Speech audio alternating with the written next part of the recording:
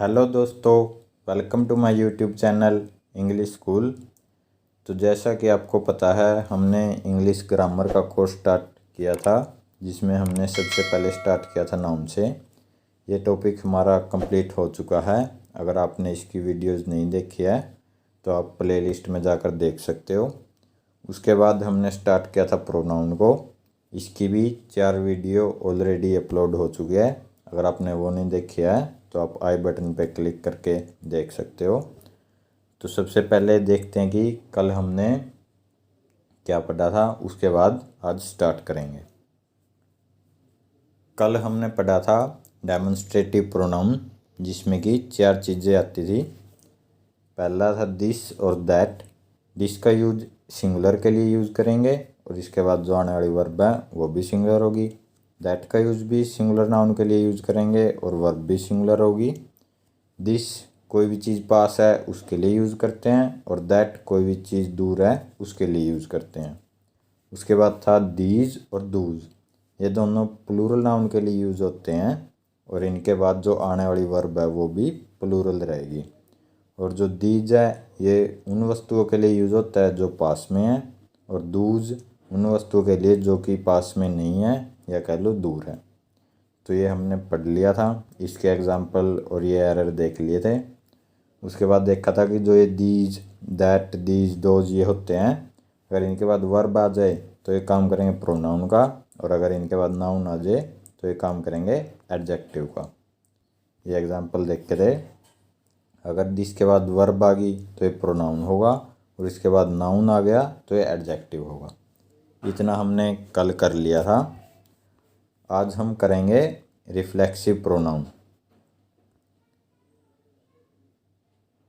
जब हमने टेबल पढ़ी थी तो उसमें जो लास्ट कॉलम था उसमें था रिफ्लेक्सिव प्रोनाउन। अगर आपको वो याद है तो उसमें कहा था हमने आई का रिफ्लेक्सिव प्रोनाउन होता है माई सेल्फ, वी का आवर सेल्फ, यू का यूर सेल्फ भी और यूर सेल्फ भी, ही का हिमसेल्फ, शी का हर सेल्फ, इट का इट सेल्फ, दे का देम सेल्फ। तो ये है रिफ्लेक्सिव प्रोनाउन। अब हमें यह पता होना चाहिए किसके साथ तो हमने सेल्फ लगाया और किसके साथ सेल्फ। जो भी सिंगुलर है उनके साथ लगाया सेल्फ। जैसे आई है, आई सिंगुलर है तो इसके साथ लगाया माई सेल्फ। ही है himself, she herself, it itself. तो ये थे सिंगुलर जिनके साथ लगाया सेल्फ। और जो प्लूरल है उनके साथ लगाया सेल्व। जैसे वी है आवर सेल्फ्स, दे है वी भी प्लूरल है और दे भी प्लूरल है, तो ये होता है देम सेल्फ। और यू को याद रखना हमेशा, जो यू है ये सिंगुलर की तरह भी काम करता है और प्लूरल की तरह भी, इसीलिए इसका यूअर सेल्फ भी यूज कर सकते हैं और यूअर सेल्फ भी। तो ये एक एक्सेप्शन है जिसके दोनों यूज कर सकते हैं यू, क्योंकि ये दोनों की तरह काम करता है। और जो सिंगुलर की तरह काम करते हैं उनके साथ सेल्फ लगेगा और जो प्लूरल की तरह काम करते हैं उनके साथ सेल्फ से लगेगा। तो ये इन प्रोनाउन के रिफ्लेक्सिव प्रोनाउन है। अब हम देखते हैं कि इनका यूज हम कैसे और कहाँ करेंगे। कहता है these are called reflexive pronoun because the action done by the subject turn back reflect upon the subject. मतलब कि जो ये हमने ऊपर पढ़े ये सारे रिफ्लेक्सिव प्रोनाउन हैं, और ये कोई भी काम होता है सेंटेंस में और उसका असर अगर उसी सब्जेक्ट पे पड़ जाए, जैसे मैंने कोई काम किया और उसका असर मेरे ऊपर ही पड़ रहा है, तो वहाँ पर यूज़ करेंगे रिफ्लेक्सिव प्रोनाउन का। जैसे उसने कहा आई हर्ट माई सेल्फ, भाई मैंने खुद को हर्ट किया। काम किसने किया?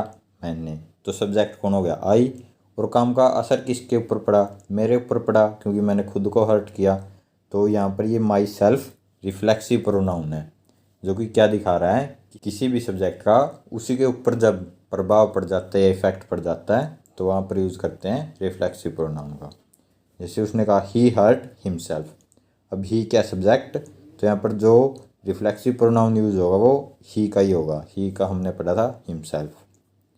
आगे है वी रून्ड आवर सेल्फ। इसका मतलब होता है बर्बाद कर देना।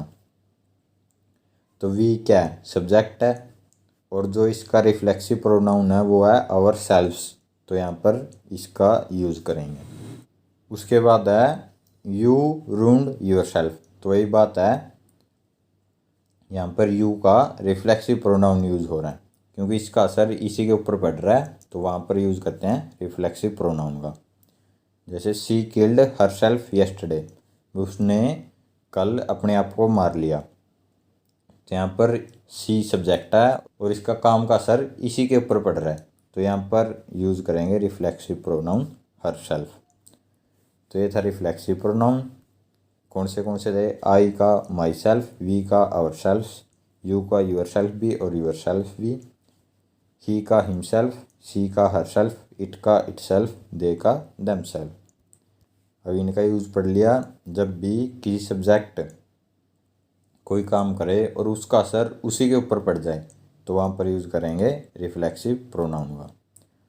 अब क्या कहता है, कुछ ऐसे वर्ब हैं जिनके बाद रिफ्लेक्सिव प्रोनाउन आता है, जैसे avail, absent, present, introduce, hurt, kill, cheat, ruin, resign, address, pride, enjoy.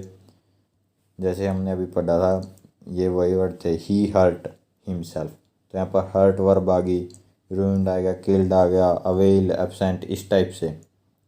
तो ये कुछ ऐसी वर्ड हैं जिनके बाद रिफ्लेक्सिव प्रोनाउन आता है। अब इन्हीं बाद क्यों आता है? क्योंकि ये होती है ट्रांजिटिव वर्ब। अब ये क्या चीज़ है? जब हम वर्ब टॉपिक करेंगे तब हम वर्ब के दो टाइप पढ़ेंगे, एक होती है ट्रांजिटिव वर्ब, एक होती है इंट्रांजिटिव वर्ब। ट्रांजिटिव वर्ब वो वर्ब होते हैं जो क्या और किसको का उत्तर मांगे, या तो क्या का या फिर किसको का। जो वर्ब इनका उत्तर मांगे उन्हीं को कहते हैं ट्रांजिटिव वर्ब। जैसे कि उसने कहा सी किल्ड, अगर हम इतना सेंटेंस लिख देते, सी किल्ड, उसने मारा, किसको मारा, तो ये किल्ड क्या है? किसको का जवाब मांग रही है। तो ऐसी वर्ब जो या तो क्या का या फिर किसको का इनका आंसर मांगे उन्हीं को कहते हैं ट्रांजिटिव वर्ब। और जो वर्ब क्या और किसी का उत्तर नहीं मांगती वो होती है इंट्रांजिटिव वर्ब। जैसे कहा सी इज़ क्राइंग, भाई वह रो रही है। अब इसमें क्या रो रही है, तो ऐसे सेंस बनी नहीं रही, किसको रो रही है, तो इसका क्या और किसको का जवाब नहीं मांग रही, तो यहाँ पर जो क्राई वर्ब है ये होगी इंट्रांजिटिव वर्ब। तो ये समझ में आ गया आपको, एक ट्रांजिटिव और एक इंट्रांजिटिव। तो जो भी ट्रांजिटिव वर्ब होती हैं, मतलब कि जो भी वर्ब क्या और किसको का उत्तर मांगते हैं, उनके बाद रिफ्लेक्सिव प्रोनाउन आता है। और इसके बाद है, ये इम्पोर्टेंट पॉइंट है इसका, कहता these pronoun can't work as subject.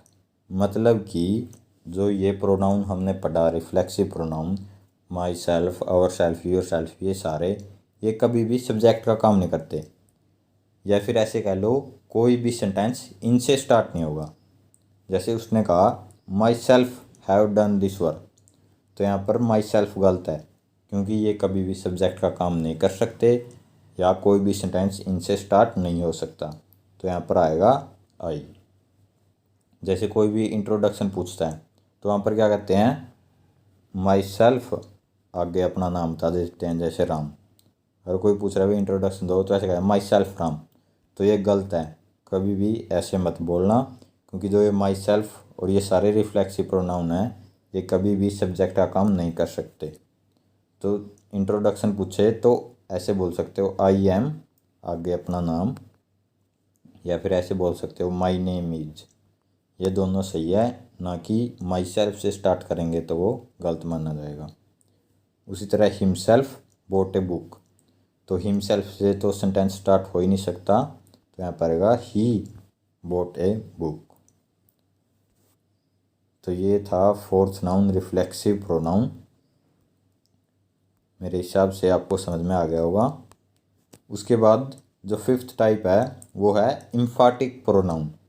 ये भी सेम रिफ्लेक्सिव प्रोनाउन की तरह ही होता है। देखो क्या कहता है, रिफ्लेक्सिव प्रोनाउन एंड इम्फाटिक प्रोनाउन बनावटी व दिखने में एक समान होते हैं। मतलब कि माई सेल्फ है वो रिफ्लेक्सिव प्रोनाउन भी है और इम्फाटिक प्रोनाउन भी है, लेकिन इनका यूज़ अलग अलग तरह से करेंगे, वो हम अब देखेंगे। तो मतलब कि जो ऊपर हमने सारे पढ़े थे, myself, ourself, yourself, himself, herself, itself, themself, तो वो सारे इम्फाटिक प्रोनाउन में भी वही सारे आते हैं। लेकिन इनका यूज़ अलग होगा। कहता if these word are just use after subject then these are called emphatic pronoun. मतलब कि अगर ये वर्ड जो हमने ऊपर पढ़े सारे, ये तुरंत सब्जेक्ट के तुरंत बाद आ जाते हैं, अगर सब्जेक्ट के तुरंत बाद ये वर्ड आ जाते हैं तो इनको हम कहेंगे एम्फाटिक प्रोनाउन। जैसे उसने कहा I myself solve this question, भाई मैंने खुद इस क्वेश्चन को सोल्व किया है, तो आई सब्जेक्ट है, उसके तुरंत बाद ये आ गया, तो ये हमने पढ़ा था रिफ्लेक्सिव प्रोनाउन है। लेकिन ये अगर तुरंत सब्जेक्ट के बाद आ गया तो इसी का नाम दिया गया है एम्फाटिक प्रोनाउन। तो ये भी आप याद रखना। जैसे सी हरसेल्फ फाउंड द सॉल्यूशन, तो सी क्या सब्जेक्ट है और इसके तुरंत बाद हरसेल्फ आ गया, तो यहाँ पर ये काम करेगा एम्फाटिक प्रोनाउन का। अगर ये तुरंत सब्जेक्ट के बाद नहीं आता तो ये काम करेंगे रिफ्लेक्सिव प्रोनाउन का। जैसे you yourself admitted your fault, तो यूअर क्या है, तो यहाँ पर यू आएगा। You yourself admitted your fault, तो योरसेल्फ यहाँ पर क्या है, एम्फाटिक प्रोनाउन, ये याद रखना आप। जैसे उसने कहा दे इंजॉयड देमसेल्फ, अब यहाँ पर अंडरलाइन करके पूछ ले जो ये देमसेल्फ है ये किसका काम कर रहा है, रिफ्लेक्सिव प्रोनाउन का या एम्फाटिक प्रोनाउन का। अब देखो ये वर्ब के बाद आया है तो ये काम कर रहा है रिफ्लेक्सिव प्रोनाउन का। और सेकंड सेंटेंस में क्या कहता है, they themselves completed this work, तो ये दे सब्जेक्ट के तुरंत बाद आ गया, तो यहाँ पर काम कर रहा है एम्फाटिक प्रोनाउन। तो आज हमने दो प्रोनाउन पढ़े, एक रिफ्लेक्सिव प्रोनाउन एक एम्फाटिक प्रोनाउन। दिखने में दोनों सेम है, इनका यूज़ अलग अलग है। अगर ये सारे वर्ब के बाद आ जाए तो इनको कहा जाता है रिफ्लेक्सिव प्रोनाउन, अगर ये सब्जेक्ट के तुरंत बाद आ जाए तो इनको कहा जाता है एम्फाटिक प्रोनाउन। मैं उम्मीद करता हूँ कि आपको समझ में आ गया होगा। आगे इंडेफिनिट प्रोनाउन ये करेंगे हम कल। तो आज इतना ही करेंगे, बाकी करेंगे नेक्स्ट वीडियो में। तब तक अगर वीडियो पसंद आई है तो शेयर कर देना और साथ ही में चैनल को सब्सक्राइब कर देना। और अगर आपके आसपास कोई भी स्टूडेंट जो 6 से 12th क्लास के अंदर है उसको ये वीडियो ज़रूर शेयर करना, क्योंकि उनके लिए बहुत ज़्यादा हेल्पफुल होने वाली है। और कोई भी स्टूडेंट जो कॉम्पिटिटिव एग्ज़ाम की तैयारी कर रहा है उसको भी शेयर कर देना, उसके लिए भी हेल्पफुल होने वाली है। तो चलिए मिलते हैं नेक्स्ट वीडियो में, धन्यवाद।